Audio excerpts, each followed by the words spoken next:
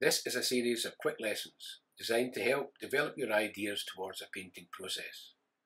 To get the most from this, it would be best if you had worked through the previous videos on development sketching.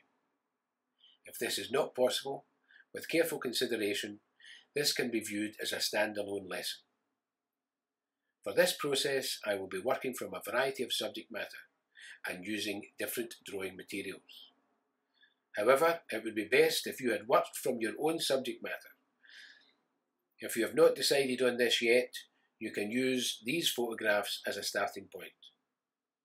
As before, I will start by taking the most interesting shapes and lines from a variety of images and arrange these into a more considered composition. This will allow us to fully concentrate on experimenting with the painting process. To finish off, I will demonstrate how a more finished sketch could look. Of course, these lessons do not need to be taken from photographs. You could draw directly from life using portraiture or objects as your stimulus. For the first part of the process, we will start with a pencil. A sketching pencil or soft pencil like a 4B would be best. First, draw out your development box, then from your sources, make an interesting composition. Now vary the thickness and darkness of your lines. Then, get your brush and your water and blend the lines out, creating tonal areas. You can continue to draw onto the sketch, shading in selected shapes, then using your water and brush to blend as before. In the second part of the lesson, work in the same way as you did with the pencil, except this time use a black water-soluble pen.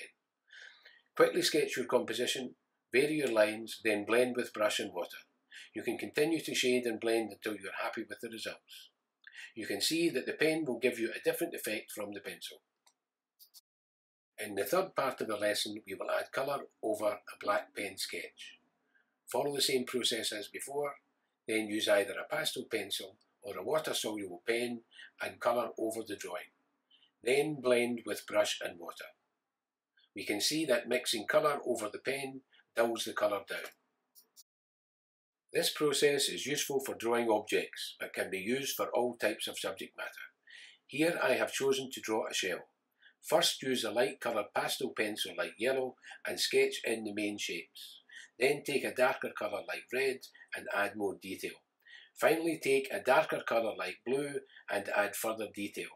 Then blend as before. The next three processes will use landscape as a source, but of course they can be done using any subject matter. In the first process, I will use 3 different colours of pastel pencil. The colours do not need to represent the photograph. I will take the best lines from different photos to make my composition.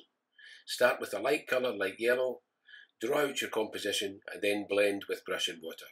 Continue with another colour and blend again, mixing the colours. Continue with at least one other colour until you are happy with the result.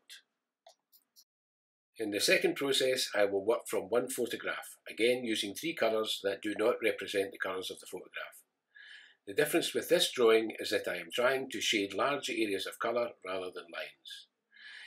Take a light colour first and try to shade at least 1/3 of the composition this colour. Choose a darker colour and fill in at least another third, this time overlapping some of the other colour. Continue with at least another colour and overlap again. Now get your brush and water and blend the colours until you are happy with the result. In the final process, I will be using oil pastels and instead of water I will use white spirit to thin and blend the colours.